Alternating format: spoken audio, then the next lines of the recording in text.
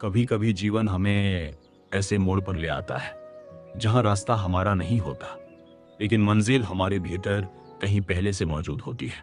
गदाधर अब एक ऐसे स्थान की ओर बढ़ रहे थे जहां सिर्फ एक मंदिर नहीं बल्कि एक अनुभव उनका इंतजार कर रहा था।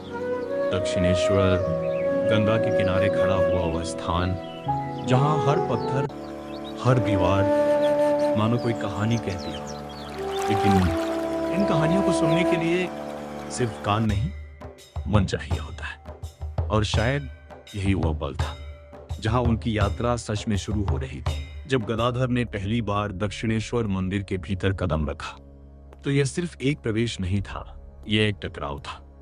उनकी भीतर की जिज्ञासा और उस मौन उपस्थिति के बीच जिसे वे अभी समझ नहीं पा रहे थे।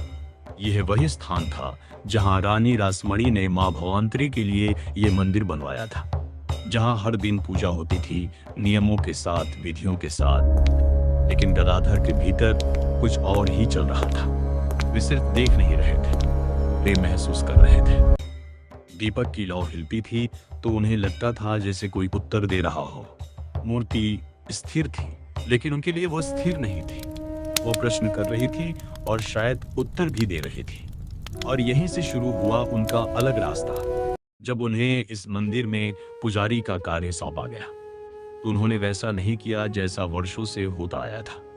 वे मां को फूल चढ़ाते ही नहीं थे, उनसे बात करते थे, पूजन अर्पित करते ही नहीं थे, पहले खुद जगते थे, फिर कहते, मां ये तुम्हारे लिए ठीक है या नहीं। यह नियमों के विरुद्ध था। लोगों ने इसे पागलपन कहा, लेकिन उनके लिए पागलपन नहीं था, यह संबंध था। धीरे धीरे मंदिर के लोग उन्हें देखने लगे, एक ऐसे व्यक्ति के रूप में जो पूजा नहीं कर रहा था बल्कि किसी के साथ जी रहा था। और शायद यही वह बिंदु था जहां आध्यात्मिकता, आदर, परंपरा से अलग होकर अनुभव में बदलने लगी। अगर आप भी ऐसी कहानियां सुनना चाहते हैं जहां सिर्फ घटनाएं नहीं बल्कि उनके पीछे का अनुभव बताया जाता है, तो चैनल को सब्सक्राइब जरूर कीजिए और कमेंट में बताइए अगली बार आप किसकी कहानी सुनना चाहते हैं। क्योंकि हर कहानी सिर्फ इतिहास नहीं होती, वह किसी के भीतर की यात्रा होती है। लेकिन गदाधर की यह यात्रा अभी शुरू ही हुई थी। जो आगे हुआ वह इतना असामान्य था कि लोग या तो उन्हें समझ नहीं पाए या उनसे डरने लगे। और शायद यही से उनकी कहानी सिर्फ एक पुजारी की नहीं बल्कि एक अनुभव की कहानी बन गई। समय बीत रहा था, लेकिन गदाधर के भीतर जो चल रहा था वह अब छुपा नहीं रह रहा था। अब वे सिर्फ मां के सामने बैठते नहीं थे, वे इंतजार करते थे किसी उत्तर का। धीरे धीरे उनका ध्यान इतना गहरा होने लगा कि बाकी सब धुंधला पड़ जाता। आवाजें, लोग, यहाँ तक कि समय भी। कभी कभी वे पूजा के बीच ही रुक जाते हैं, लंबे समय तक स्थिर, जैसे कुछ देख रहे हों जो दूसरों को दिखाई नहीं देता। अब ये अलग नहीं, असामान्य लगने लगा। मंदिर के लोग चिंतित थे, ये भक्ति है या कुछ और। बात रामकुमार तक पहुंची। उन्होंने देखा गदाधर वही है, पर किसी और गहराई में। कभी वे अचानक रो पड़ते, कभी हंस देते और कभी इतने शांत हो जाते कि लगता सब थम गया। लोग समझ नहीं पाए, लेकिन गदाधर के लिए यह स्पष्ट था। वे अब मां को खोज नहीं रहे थे, उन्हें महसूस कर रहे थे। और यहीं से पूजा और अनुभव के बीच की रेखा धुंधली होने लगी।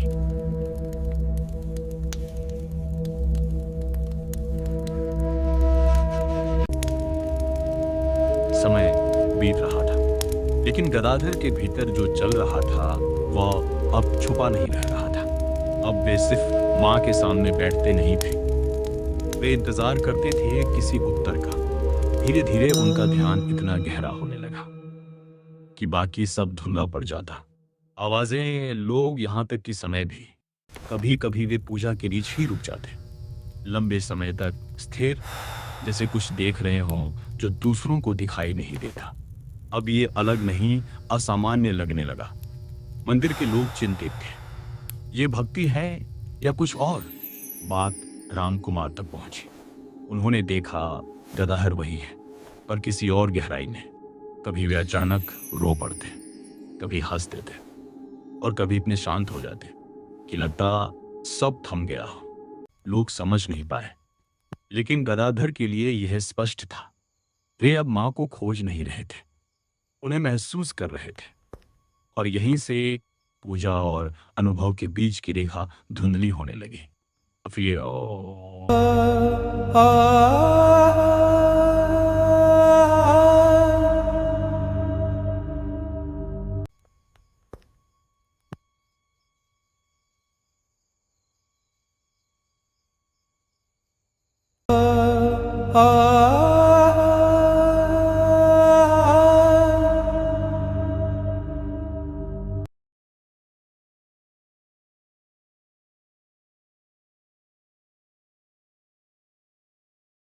अब ये रुकने वाला नहीं था।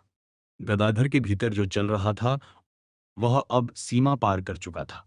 दिन हो या रात, उनका मन सिर्फ एक ही बात पर अटका रहता, माँ क्या तुम सच में हो? यह सवाल अब विचार नहीं था, यह एक पुकार बन चुका था।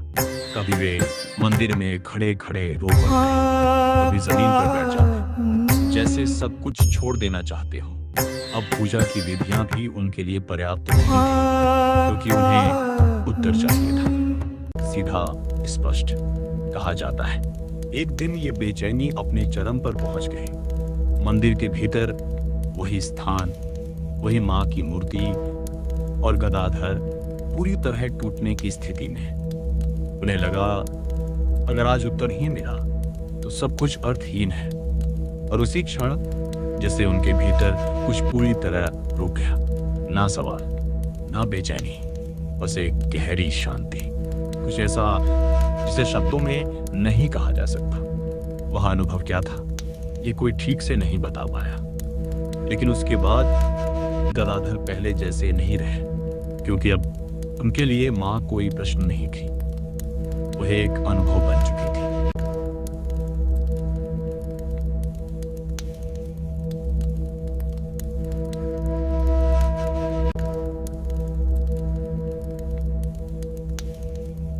और उसी शांति के बाद गदाधर धीरे धीरे फिर उसी स्थान में लौटे।